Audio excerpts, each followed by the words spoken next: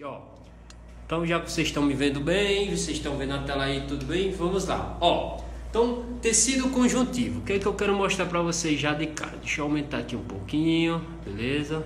E aí vai ficar bem focado para você ver as imagens bem legal. Pronto.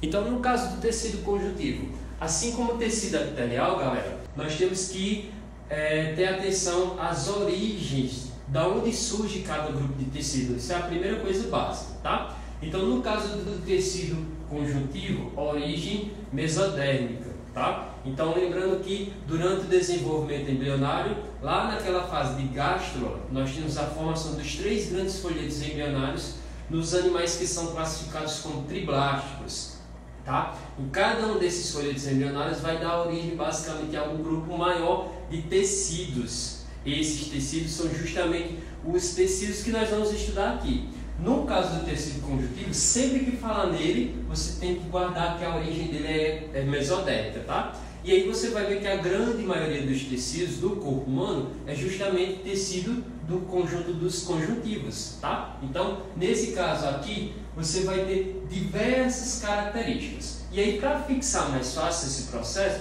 o que é que você tem que se ligar? Basicamente, quais são as características iniciais de cada um desses tecidos. Mas, no geral, o tecido conjuntivo, ele se caracteriza por alguns aspectos que você vai encontrar, seja no tecido adiposo, seja no cartilaginoso, seja no sanguíneo, no conjuntivo denso modelado, não modelado, no frouxo, tá? Que características são essas? Vamos ver aqui. Então, ó, característica primária de qualquer tecido conjuntivo, ó, células espaçadas, ou seja, ó, você observando aqui esses vários grupos de células diferentes aqui, ó, você vai ver que essas estão com uma certa distância uma das outras, justamente por causa que existe essa facilidade de você ter um deslocamento. Esse espaço, tá, ele vai ser preenchido por uma estrutura que nós vamos denominar de substância intercelular, ou a tão famosa matriz extracelular, tá? Estou muito falado em provas, nos vestibulares, sempre que falamos de tecido conjuntivo, você vai ouvir falar em alguns momentos sobre essa matriz extracelular, que é basicamente a substância que está entre as células, ou seja, entre o lado de fora de uma célula para a outra, beleza? E é ela que vai fazer esse preenchimento. Então você já está se ligando que basicamente uma das funções do tecido conjuntivo é preencher espaço no nosso corpo. Justamente para quê? Para que os nossos órgãos eles se acomodem, eles ganhem uma organização dentro do nosso corpo para que ele consiga desempenhar as suas funções. Então as disposições dos nossos órgãos é justamente garantido por grande parte do tecido conjuntivo, beleza? Agora nós vamos ver as especificações de cada um desses conjuntos, tranquilo? Mas essas duas primeiras características aqui, ó, elas são fundamentais para você entender o que é o tecido conjuntivo, diferentemente do tecido epitelial, que são células justapostas, ou seja, você não tinha essa matriz extracelular, agora você tem, tá? Então você vai ter essa estrutura como novidade em relação ao tecido epitelial. E aqui você vai ver diversas estruturas, diversas células que nós vamos falar durante a nossa aula de hoje. Mas alguns vocês vão sempre utilizar como as famosas fibras, certo? Seja fibra de colágeno, fibra reticulares. Nós vamos ter os famosos macrófagos, tá? Os famosos mastócitos. Nós vamos também ter células que armazenam gordura, lipídio, ou seja, nós vamos ter células do tecido conjuntivo adiposo, tá? Então, toda essa classificação aqui nós vamos ver no decorrer das aulas, dando principalmente foco em 2 ou 3 conjuntos hoje, tá? E aí, outro também que é muito famoso, que a galera às vezes costuma confundir, o tecido conjuntivo e o tecido sanguíneo. O tecido sanguíneo, ele é do conjunto aqui, ó. Tá? Ele faz parte dos conjuntivos, beleza? Também pode ser chamado de tecido hematopoético, muito importante você se ligar nessas nomenclaturas, beleza? Vamos dar uma olhadinha aqui para frente. Então, o primeiro tipo de tecido conjuntivo que nós vamos estudar agora é a parte do tecido conjuntivo frouxo. E aí você já está se ligando por que ele tem esse nome, ou seja, a disposição das fibras das células que formam esse tipo de conjunto é totalmente irregular e totalmente espaçada, tá? Então aqui nós vamos ter um dos principais agentes tá? Um dos principais, digamos assim, representantes celular do tecido conjuntivo frouxo, que é o famoso fibroblasto, tá? É esse carinha que vai ser responsável por formar fibras, tá? E aqui você vai ter algumas características. Primeiro, para que serve esse tecido conjuntivo frouxo? Como eu falei, preenchimento de espaço, para a organização melhor dos nossos órgãos, acomodação nas suas determinadas estruturas e nos seus respectivos lugares. Então, grande parte desses órgãos estarem, digamos assim, presos a essas regiões do nosso corpo é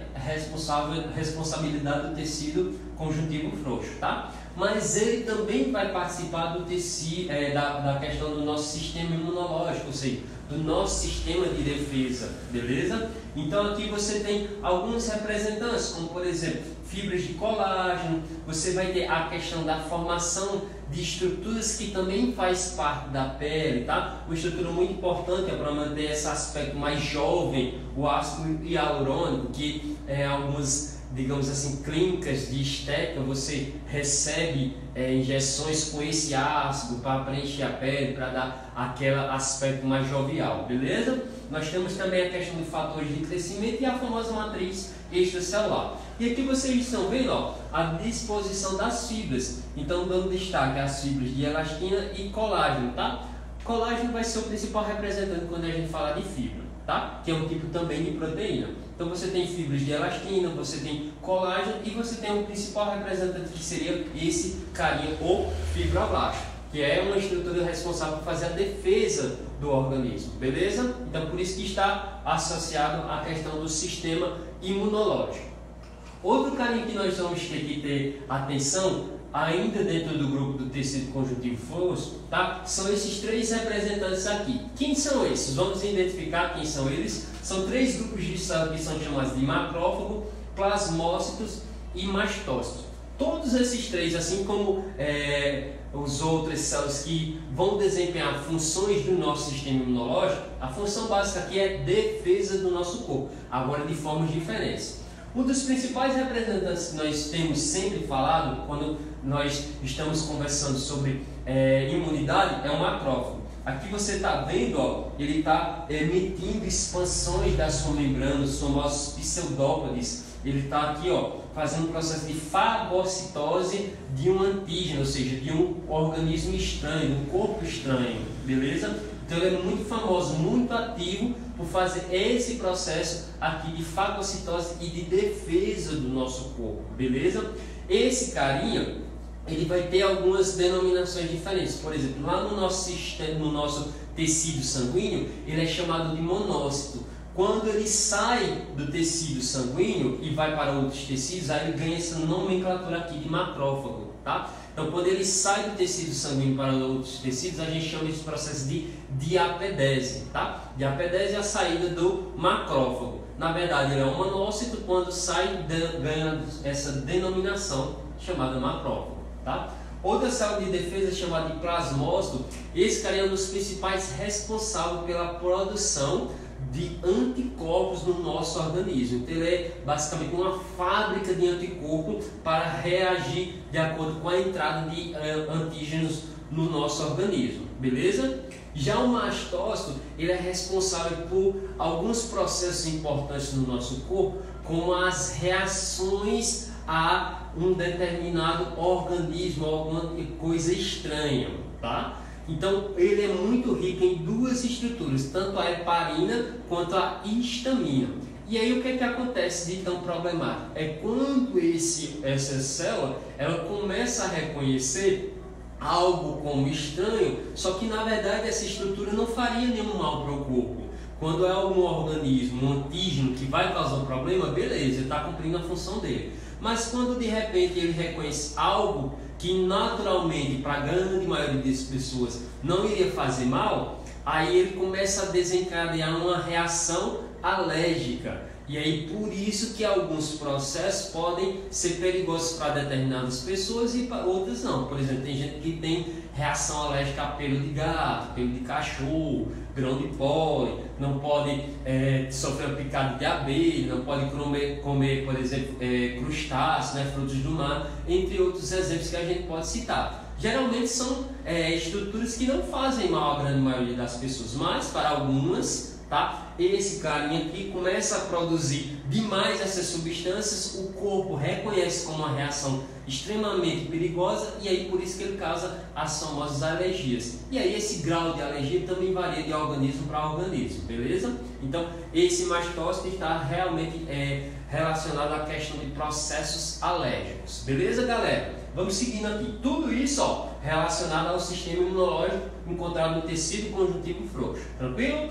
Vamos seguindo. Já o tecido conjuntivo denso, que nós temos aqui, o que você vai encontrar? No tecido conjuntivo denso, você pode ter grande quantidade de fibras, só que aí o detalhe, essas fibras, gente, ela pode estar organizada de duas maneiras. Em feixes paralelos, como vocês estão vendo aqui, bem mais organizado, e em feixes não tão organizados, como você vê que existe um espaçamento maior. Então eu vou chamar esses carinhas de tecido conjuntivo propriamente dito, ou tecido conjuntivo denso modelado e tecido conjuntivo denso não modelado. Justamente por quê?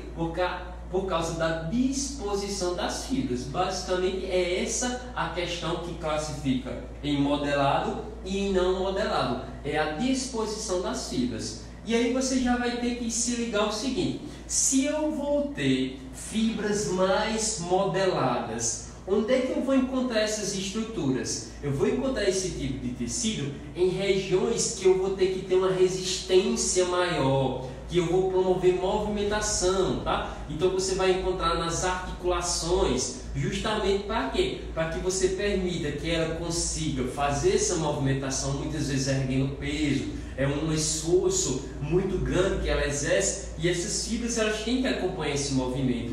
E aí é muito mais fácil você desempenhar uma movimentação quando as fibras estão organizadas, tá? Então você já imaginou você pegar uma espécie de corda e você vai puxar algo, só que se essa corda está toda enrolada, quando você puxa vai dar trabalho, só que ela está toda esticadinha e você vem puxando, ela vem com mais facilidade. Então nesse caso aqui, ela é encontrada principalmente nos nossos tendões, tá? Nas articulações de uma maneira geral. Já o tecido não modelado, ele não tem essa função, justamente por quê? Porque ele não vai conseguir permitir essa movimentação mais fácil, assim como no modelado, beleza? Mas os dois ainda continuam sendo tecido conjuntivo, denso porque ele tem mais fibras aglomeradas, só que de forma organizada e de forma não tão organizada, tá? Então aqui você está vendo, tecido conjuntivo denso modelado, tá? Então como eu falei, encontrado no tendão, encontrado nos ligamentos. E aí você já tem que se ligar em uma coisinha muito importante que é sempre cobrado em provas.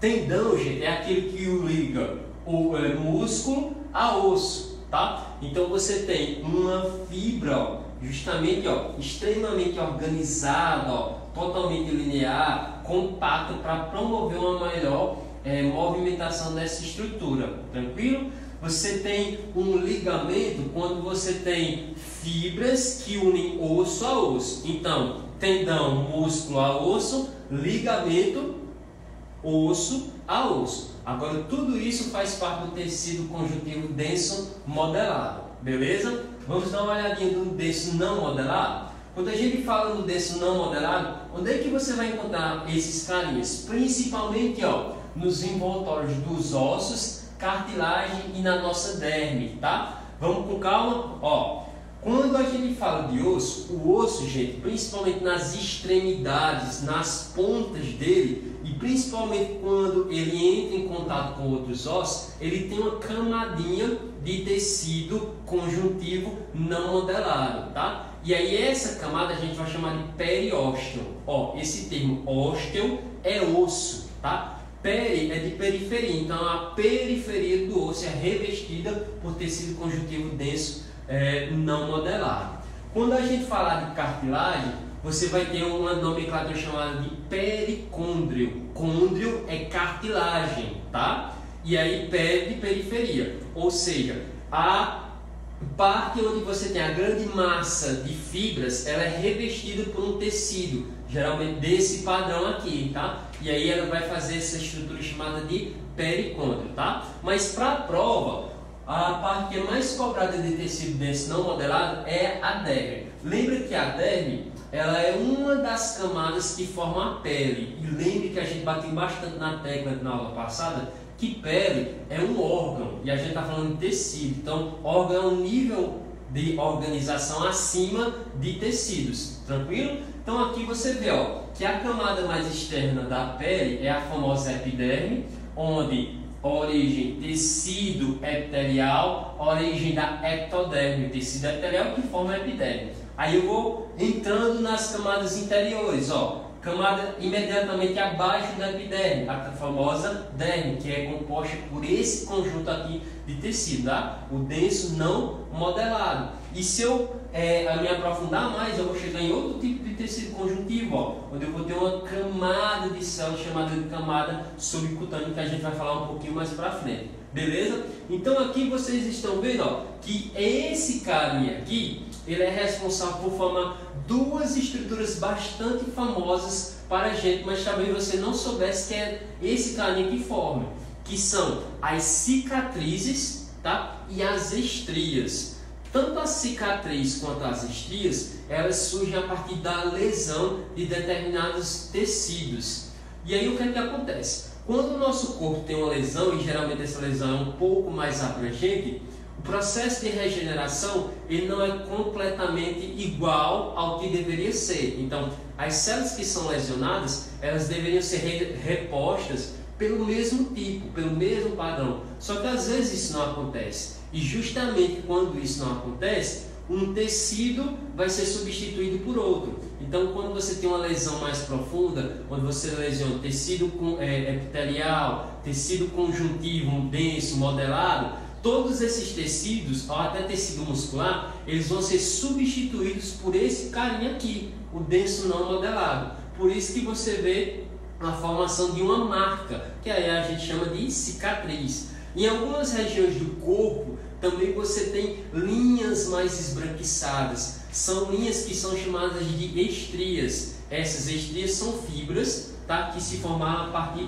desse tecido, porque houve alguma lesão naquela região e aí essas lesões causaram um espaçamento que foi preenchido por esse carinha aqui. É muito comum em regiões e em situações onde você tem, por exemplo, um ganho muito rápido de peso, tá? Um emagrecimento muito rápido. Então, nesse caso, você tem um aumento, uma diminuição muito drástica de volume. E aí é consequentemente a formação dessas estrias. É muito comum em regiões como, por exemplo, a barriga para mulheres gestantes, porque aumenta o tamanho da barriga muito rápido, depois vai diminuir muito rápido, tá? Também na região das mamas, nas nádegas. Isso tudo varia de acordo com o estilo de vida, tem fator genético, mas o que você tem que se ligar é que essas marcas aqui, ó, você está vendo aqui que esse tecido, ó, ele tem uma cor mais homogênea, beleza? Só que esse carinha aqui do lado, ó, ele tem pequenas marcas esbranquiçadas. Essas marquinhas esbranquiçadas são as famosas estrias, que é originado desse tecido aqui por um processo de lesão. Então aqui você está vendo, ó, que essas fibras estão bem dispostas e aqui você tem pequenas marcas, que são justamente as estrias, beleza? Mas a nível de prova, sempre quando trabalha as questões, eles vão trabalhar aqui com a ideia da derme, beleza, galera? Vamos se ligar nisso aí. E aí nós temos um tecido conjuntivo que faz parte também da classificação da origem mesodérmica, que seria o tecido conjuntivo adiposo. Então, ó, se eu olhar nesse slide anterior, eu teria, ó, tecido epitelial, aí eu venho com o tecido conjuntivo, agora de origem denso não modelado, que seria a derme, tranquilo? E aí vou ter mais para baixo uma camada chamada de camada subcutânea. Essa camada subcutânea é justamente esse carinha aqui que nós estamos vendo, tranquilo? Ó, que é formada por células chamadas de adipócitos, tranquilo? Esses adipócitos são células que conseguem armazenar uma estrutura chamada de lipídio, ou seja, gordura, tá? E aí você lembra que algumas organelas, como nós já estudamos, elas são muito características de seres vivos diferentes. Por exemplo, quando a gente olha cloroplasto só existe nos vegetais e em algumas algas, né? Mas ela é característica desse grupo, então não é muito comum que você tenha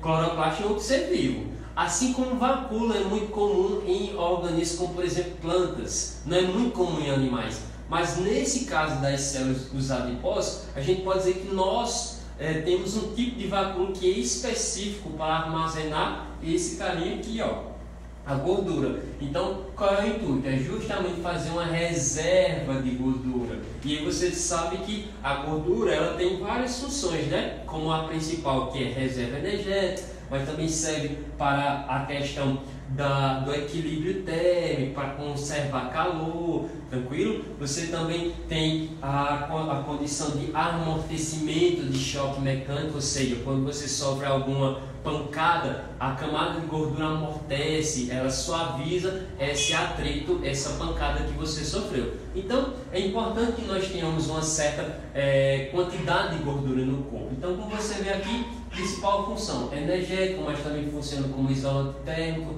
tranquilo? E também contra proteção mecânica. Então, é muito importante que alguns órgãos também tenham essas camadas de adipócitos sobre eles para ajudar na proteção. Obviamente, você não pode ter gordura demais, porque aí ela vai estar relacionada com outros tipos de problemas, principalmente a questão da hipertensão, beleza? Mas esse tecido aqui, ó, adiposo, ele também entra na classificação de tecidos conjuntivos, beleza? E aí, quando você tem, por exemplo, um ganho muito grande de peso, a quantidade de gordura obviamente aumenta. E aí você vai observar, ó, que as células desse conjuntivo aqui, elas vão aumentar o seu tamanho muito rápido. E aí, ó, vai diminuir o espaço intercelular, ou seja, a quantidade de matriz extracelular que nós vemos num tecido como esse, ó, nessa figura aqui está reduzida. Por quê? Porque tem muita gordura dentro dessas células e obviamente ocupa muito volume. E aí o que vai acontecer? Você não consegue ver, tá? E aí quando você de repente começa a emagrecer,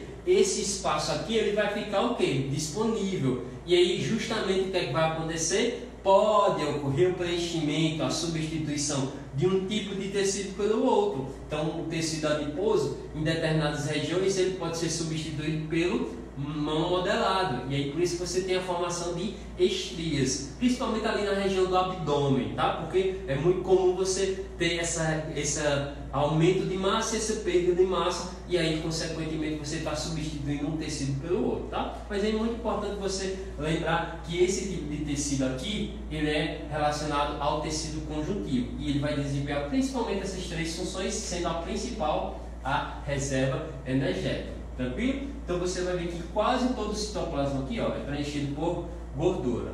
Beleza? Então essas são as características, digamos, gerais do tecido conjuntivo. Aí agora nós vamos começar a entrar nos tecidos conjuntivos, digamos, especializados, que são tecidos conjuntivos que têm características mais marcantes do que esse e também são mais cobrados nas provas. Beleza, galera? Então, o primeiro tecido que nós vamos observar aqui também, ó, é de origem mesotérica, está relacionado ao tecido cartilaginoso. Cartilaginoso também é tecido conjuntivo, então é tecido conjuntivo cartilaginoso, beleza? O que você tem que lembrar? Também vai ter matriz extracelular, também vai ser responsável pela composição, preenchimento de estruturas e também vai ser rico em fibras, beleza? Mas vamos olhar com uma visão mais detalhada para esse carinha? Então vamos seguindo. Primeira coisa que a gente tem que se ligar, quais são as funções básicas do tecido cartilaginoso? Eu trouxe aqui algumas funções que você tem que se ligar de cara, tá? E eu vou deixar cá para vocês aquelas que são mais, digamos assim, importantes e mais cobradas nas provas. Ó, primeira função básica que ele vai ter, lubrificação. Por quê? Porque algumas estruturas do nosso corpo, elas têm como função ligar pontos de locomoção, seja músculo com osso, mas principalmente osso com osso, tá? E essas cartilagens, é importantíssimo que elas sejam totalmente, digamos assim, lubrificadas, que ela tenha um líquido que diminua o atrito entre essas estruturas, justamente para facilitar a locomoção. Tanto é que algumas vezes, quando nós temos um movimento muito repetitivo, tá? Que ele pode desencadear uma lesão justamente por esforço repetitivo, ocorre o desgaste. E aí quando o osso começa a bater em outro, a dor é insuportável, porque ele vai estar todo momento atritando. E aí nós temos terminações nervosas dessa região que permitem a gente perceber essa dor. E de tanto bater, você vai ter que chegar a um ponto de retirar aquela camada que já foi desgastada e colocar uma outra camada cirúrgica para diminuir esse atrito, beleza? Então é muito comum que você tenha essas digamos, cartilagens altamente lubrificadas em regiões de grande articulação, beleza? Outra função extremamente importante também é a formação do esqueleto do embrião. Então, na fase em que nós estamos nos desenvolvendo, o nosso esqueleto não é totalmente ósseo, como você sabe. Ele é um esqueleto de origem cartilaginosa, tá? E esse processo de ossificação ele vai acontecer depois do nascimento. Então, esse embrião ele vai ter um esqueleto formado basicamente de tecido cartilaginoso, que vai ser gradativamente depois substituído por tecido ósseo verdadeiro, beleza? Então, isso também é a função do tecido conjuntivo cartilaginoso. Uma terceira função do tecido cartilaginoso seria a questão do crescimento dos ossos longos. Então, como eu vou mostrar aqui para vocês, ó, as extremidades dos nossos ossos também têm cartilagem. E aí o que é que vai acontecer? Quando a gente vai literalmente aumentando o nosso tamanho, a quantidade de cartilagem ela vai diminuindo. Então você vai ter um processo de ossificação, que a gente vai ver em aulas futuras, que ele vai sempre do centro para a periferia, para as extremidades, nessas regiões chamadas de epífise. Por isso que quando a gente vai chegando no estágio adulto, é normal que você tenha um pouquinho de cartilagem apenas nas extremidades, principalmente para revestir aquela região que a gente chamou de periósteo, tá? Que é de função do tecido, ó, conjuntivo, beleza? Então, isso também é função do tecido e nesse caso aqui, ó, do conjuntivo cartilaginoso, beleza? Uma última função seria o amortecimento. Existe uma região chamada de coluna vertebral em que nós temos os famosos discos intervertebrais, tá? E aí esses discos é pura cartilagem, também tem esse processo de lubrificação. Só que às vezes quando a gente tem uma postura errada, senta errado, faz exercício colocando uma carga exagerada de peso, pela própria movimentação do dia a dia, é comum que essa cartilagem chegue a um momento que possa se desgastar. E aí, de tanto você ter esse impacto, vai acontecer determinados momentos que esse desgaste vai ocorrer, e aí quando você pressionar, a força não vai se distribuir de maneira homogênea, e ela vai se acumular em uma determinada região. E aí quando ela pressionar, essa cartilagem meio que vai saltar dessa região, e ela vai justamente causar uma famosa doença chamada de hérnia de disco, que é a terceira maior dor que o ser humano pode sentir, tá? Então só tem duas outras dores que depois eu posso falar para vocês como curiosidade. Mas é a terceira maior dor que o ser humano pode sentir é uma hérnia de disco. Então quem tem sofre demais e é um processo que às vezes só vai com cirurgia, tranquilo? Mas também é função do tecido cartilaginoso formar esses discos intercolunares ou intervertebral, beleza? Vamos lá. Característica básica do tecido conjuntivo. Você vai ver que ele é rígido, que ele é resistente e que ele é flexível. Ou seja, ele tem que dar firmeza, ele não pode se desgastar com muita facilidade, mas como ele é encontrado em regiões que têm imobilidade, ele tem que ter uma certa flexibilidade. Então, toda vez que você observar um tecido cartilaginoso, essas três características têm que ser comuns. Obviamente que dependendo da região, uma dessas três aqui pode ser mais acentuada, pode ser mais rígido do que resistente e flexível, tá? Mas no geral, essas três características aqui são comuns ao tecido conjuntivo cartilaginoso. Beleza, galera? Vamos seguir. Aí nós temos aqui, ó, a característica geral. Então, quando a gente fala de tecido conjuntivo cartilaginoso, ó, como eu disse a vocês, ele é rico em matriz extracelular, tá? O que tem nessa tão falada matriz extracelular? De maneira geral, no tecido conjuntivo, e principalmente no cartilaginoso, você vai encontrar essa proteína aqui, ó, colágeno. Então a principal proteína do corpo humano é colágeno, tá? Mas além dela você encontra outras proteínas e uma estruturazinha chamada de glicosaminoglicanos. O que é esse carinha, glicosaminoglicanos? É basicamente uma associação de açúcares, de carboidrato com proteínas, tá? Então ele pode formar essa associação e essas três substâncias básicas, elas são justamente encontradas aqui, ó, na matriz extracelular. Então aqui quando você está olhando, eu estou mostrando para você justamente um corte histológico do tecido cartilaginoso, tranquilo? Aqui você vê algumas células que a gente vai falar também daqui a pouquinho. Então você tem fibroblasto, você tem condroblasto, você tem condrócito, você tem a famosa matriz, tranquilo? Então essa é a disposição geral que você tem que se ligar, ou seja, você tem células com espaçadas, com uma grande quantidade de matriz extracelular que tem essa composição aqui, beleza? Então essa é a característica básica do tecido conjuntivo cartilaginoso. Outra característica extremamente interessante é que esse carinha, o conjuntivo cartilaginoso, ele não tem, tá, vasos sanguíneos. E aí se você vai dizer, então se ele não tem vasos sanguíneos, quer dizer que ele é um tecido morto. Negativo, tá? Ele é um tecido com células vivas e ativa. Mas uma coisa que é interessante, se ele não tem vasos sanguíneos, consequentemente propicia a característica dele ter um metabolismo baixo. Por quê? Porque o processo de nutrição dele vai ocorrer por um processo de difusão, tá? E aí quem é que vai nutrir esse carinha? É justamente aquelas células que formam, no caso do osso, o periósteo, no caso da cartilagem, o pericôndrio, tá? E aí eu vou mostrar para vocês mais ou menos como é esse esqueminha aqui. Então, como você está vendo aqui, ó, nós vamos ter uma região onde você tem fibras, tá, ó, mais, digamos assim, lineares, tá? E essa camada aqui, ó, seria a parte mais interna e essa mais externa, chamada de pericôndrio.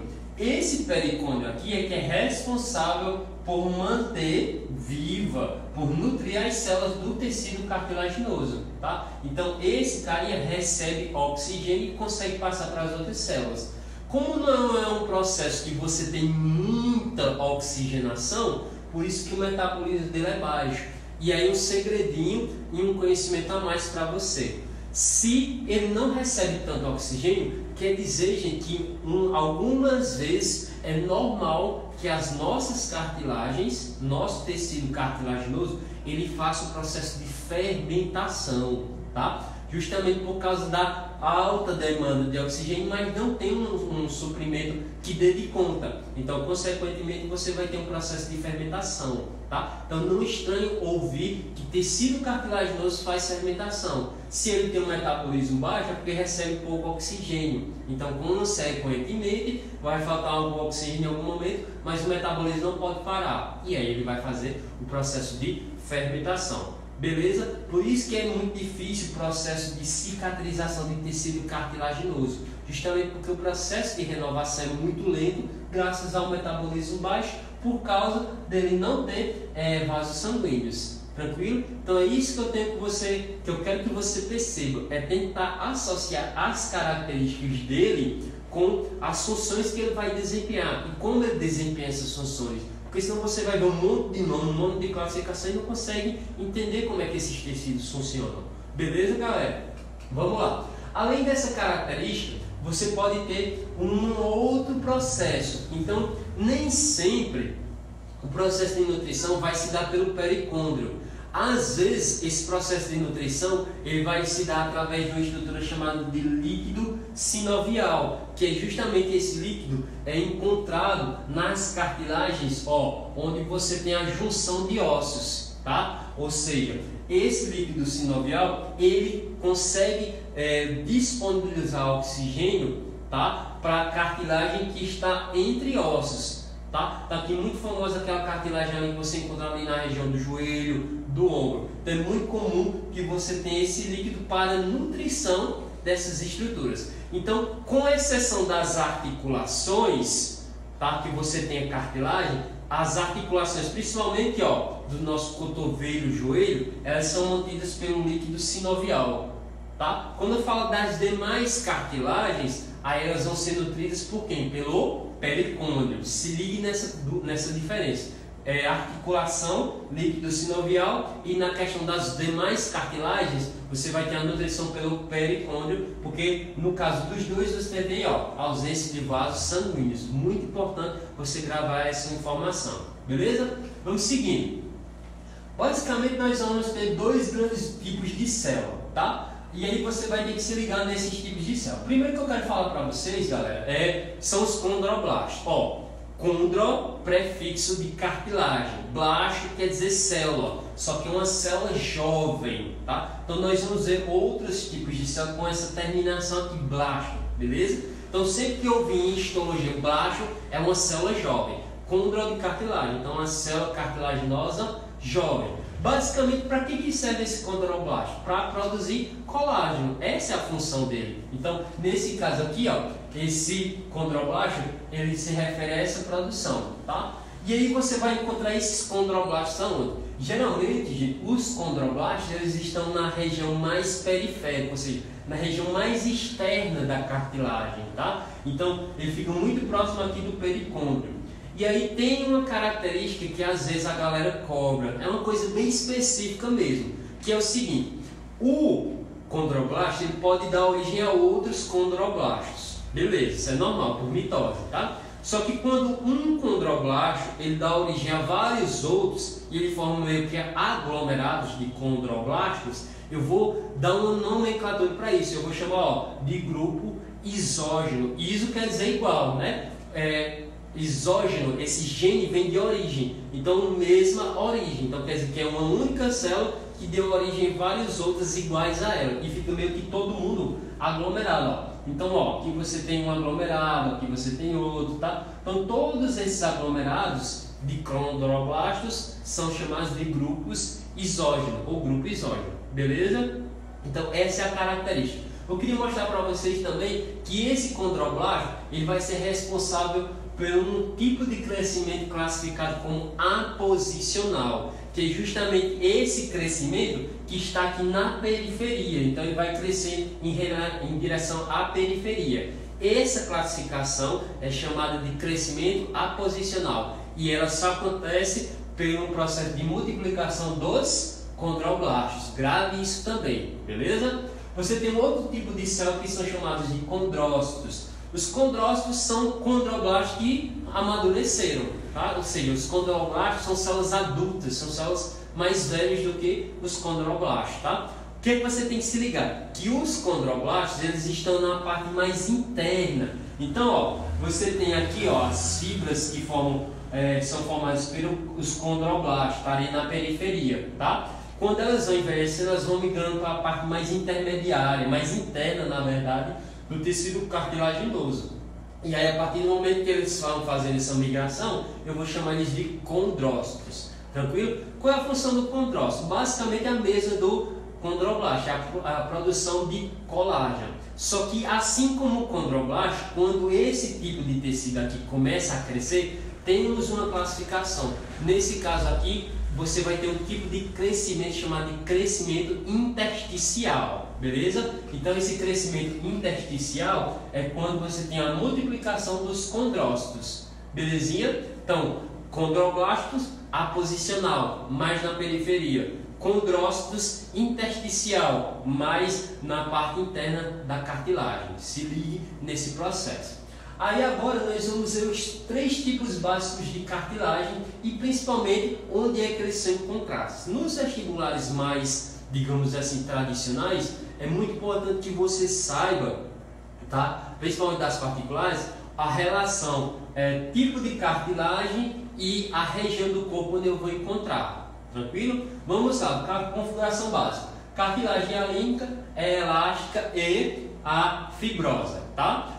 Cada ela tem um tipo de proteína que é mais específica. No caso da hialina, ela é extremamente rica em colágeno. Só que a fibrosa também tem muito colágeno, tá? Mas ela vai ter outras, digamos assim, proteínas associadas a ela, como por exemplo a elástica. Já a fibra elástica, ela é rica em uma proteína chamada de elastina. Então já tem mais elastina, tá? E não tem tanto colágeno. Colágeno é uma estrutura que dá a característica do tecido conjuntivo, lembra? rígido, resistente, porém flexível. Então, se ela tem muito colágeno, é porque ela tem muita rigidez, ela tem muita resistência. E aí onde é que eu vou encontrar? Principalmente aqui, ó, nas regiões como, por exemplo, as nossas fossas nasais, brônquios, costelas recobrindo superfície de ossos longos, tá? Então todas essas características aqui, ó, são de células, de fibras chamadas de cartilagem hialina, rica em colágeno, tá? Já na região da cartilagem elástica, você tem, tá, essa região onde principalmente as cartilagens não param de crescer. Dois grandes exemplos, ó, na nossa orelha, no pavilhão auricular, ou seja, no ouvido externo, tá? No nosso nariz também, a parte externa. Tudo isso é formado de cartilagem elástica. Mas além disso, nós temos também, ó, na nossa tuba auditiva, tá? Na epiglote, que é justamente aquela membrana que recobre a entrada lá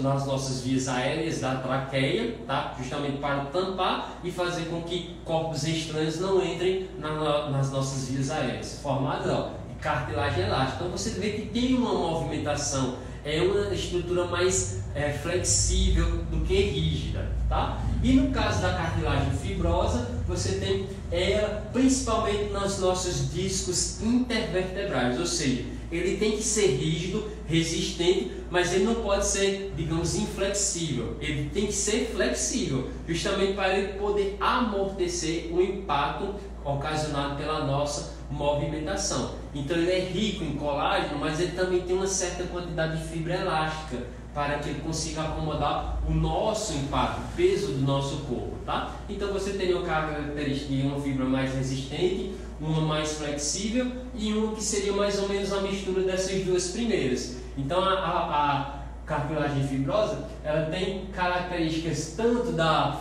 cartilagem hialina quanto da cartilagem elástica. Elas duas são extremos, ou seja, muito resistente, tá? Mais rígida, mais flexível, mais elástica. Aqui rica em colágeno, aqui rica em elastina, tá? E aqui você vai ter uma mistura dos dois grandes conjuntos. Aqui encontradas em grande maioria no nosso corpo, principalmente nas traqueias e brônquios. Aqui, principalmente no nosso pavilhão auricular e na epiglote, são os grandes representantes para a prova. E na cartilagem fibrosa você tem a região dos discos intervertebrais. Beleza, galera? Então você vê que basicamente são essas características, é isso que a gente tinha para falar sobre tecido conjuntivo, tanto o frouxo quanto o denso, modelado, não modelado e tecido cartilaginoso. Lembrando que a partir de agora nós vamos ver as especializações do tecido conjuntivo, onde nós já começamos através do tecido cartilaginoso. Belezinha? Tudo tranquilo?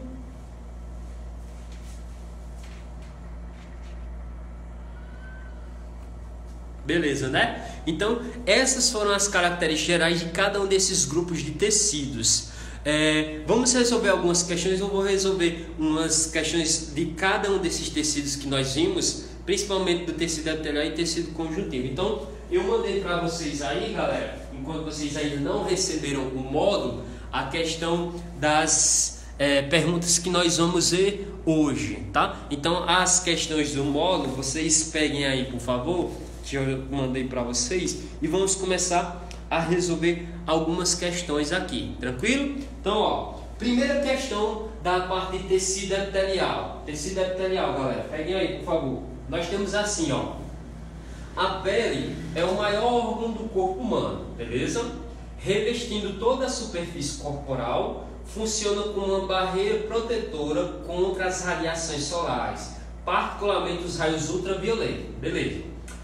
Lembrando que a exposição excessiva ao sol aumenta drasticamente o risco de câncer de pele, tá? A pele atua também na proteção contra os agentes mecânicos, ou seja, atritos e pressões, químicos, substâncias prejudiciais e biológicos, né? Micro-organismos patogênicos, tá? Vírus, mas principalmente bactérias, tá? Aí nós temos, além disso, evita excessiva perda de água, desempenha importante papel na manutenção da nossa temperatura corporal e na elaboração de metabólitos. Então você vê que a pele é um órgão extremamente importante para o corpo e tem diversificadas funções, tá?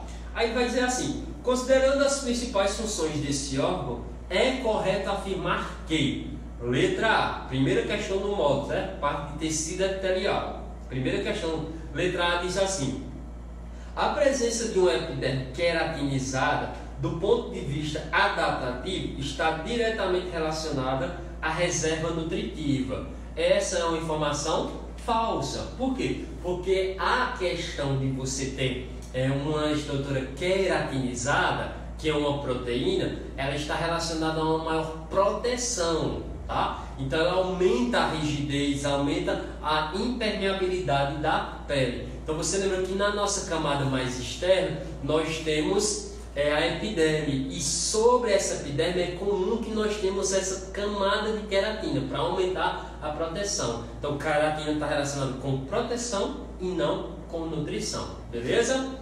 Letra B,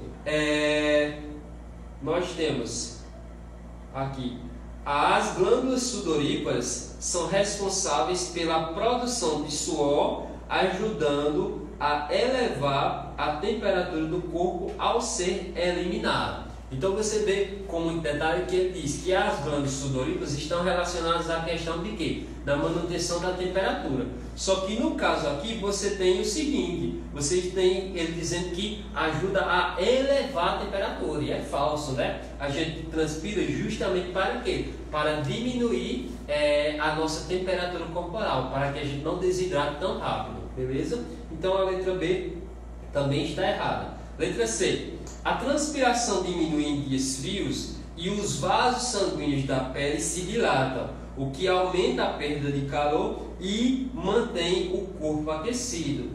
Nesse caso aí, ó, você tem a transpiração diminui em dias frios e os vasos sanguíneos da pele se dilatam, tá? O que aumenta a perda de calor e mantém o corpo aquecido. Na verdade também está errado, por quê? Porque ele está invertendo a condição. Se você coloca uma estrutura mais fria em contato com o seu corpo, a tendência é que o vaso sanguíneo ele dissolva uma constrição, ou seja, diminua o seu calibre, tá? Consequentemente, se ele diminuir, ele vai fazer com que a conservação de calor aconteça e não o contrário. Então, quando você tem o contato com estruturas frias, você não vai ter uma vasodilatação, e sim uma vasoconstrição, beleza? Então, essa relação aí, letra C, está errada.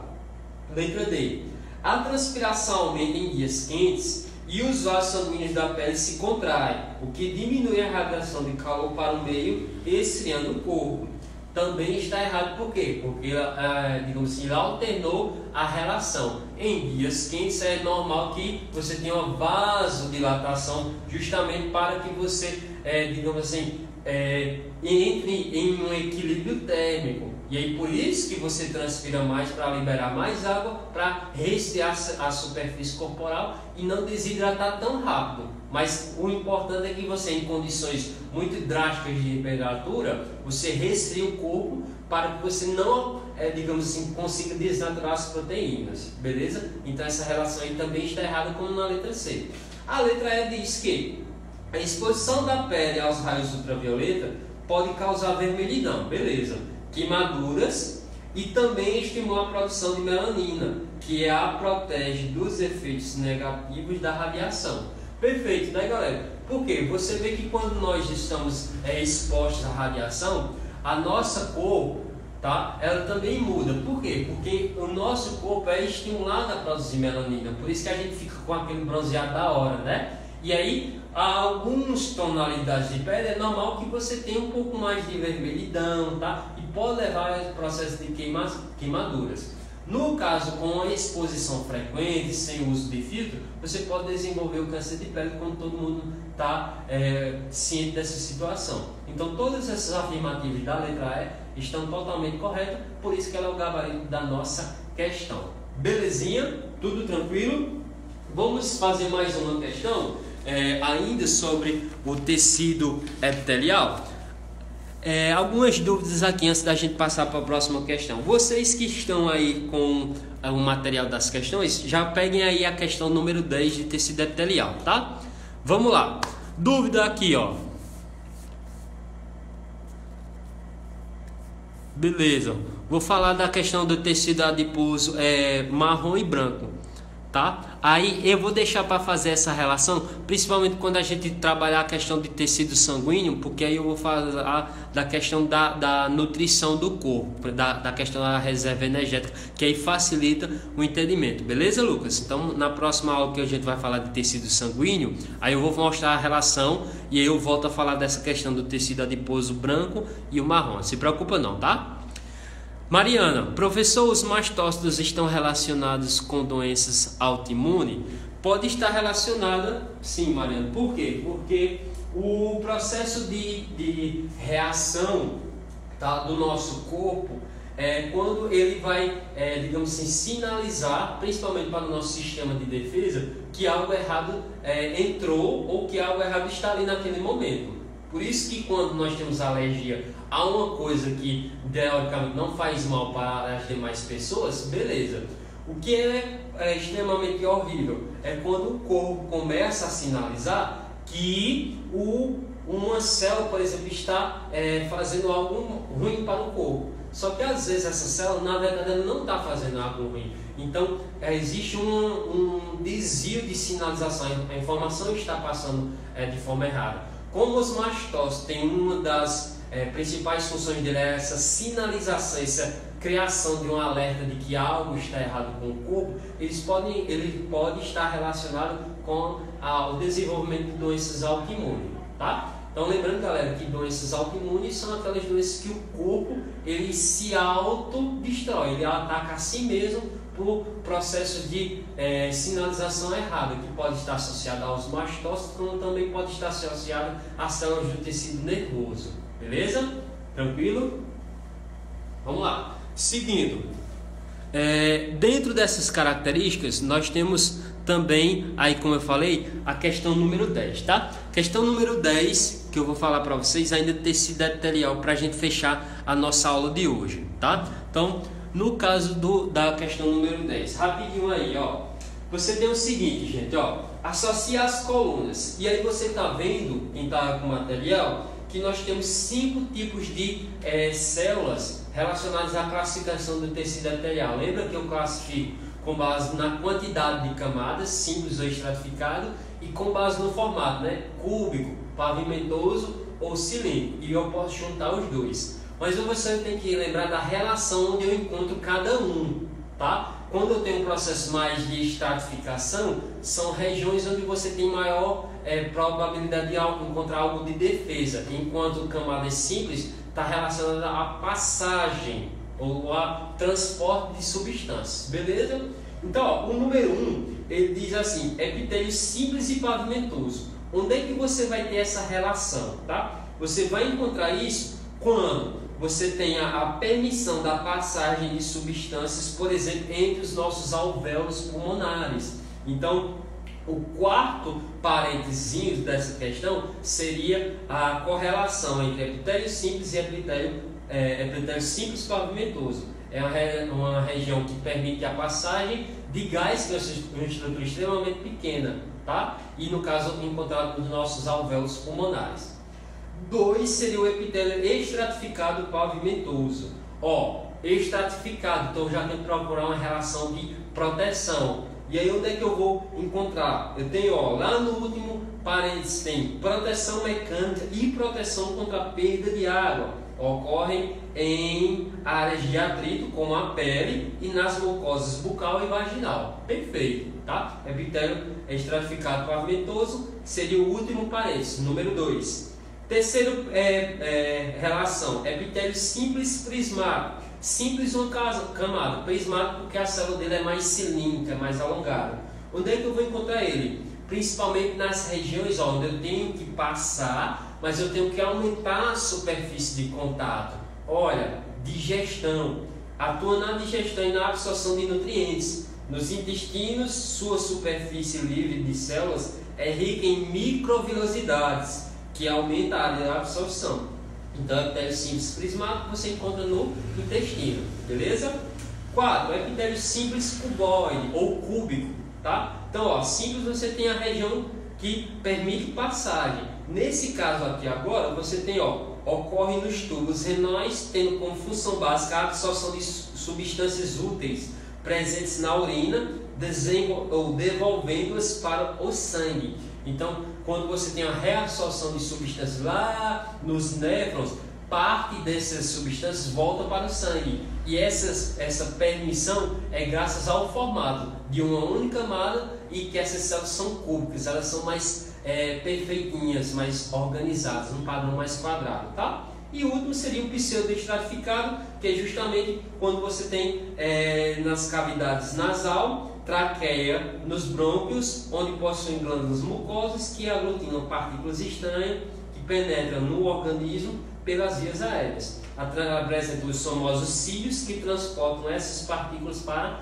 fora, beleza? Então isso aí seria encontrado nas nossas vias aéreas, epitélio pseudo-estratificado e ciliado, tranquilo? Então a correlação ficaria 3, 5, 4, 1 e 2, beleza, galera? Letra D de dado. Então nós vamos ficando por aqui. Espero que vocês tenham gostado. A aula vai ficar disponível aí para vocês reassistir. Depois nós vamos colocar no canal. Lembre-se, mantenha o foco, mantenha a dedicação, crie metodologias ativas para você aprender o máximo possível e tirem as dúvidas conosco. Beleza, galera? A partir da semana que vem nós estaremos num novo modelo para maximizar a aprendizagem de vocês. Qualquer dúvida, qualquer sugestão, estamos sempre abertos. Um abraço, um beijo aí no seu coração, fique com Deus e até a próxima aula. Forte abraço.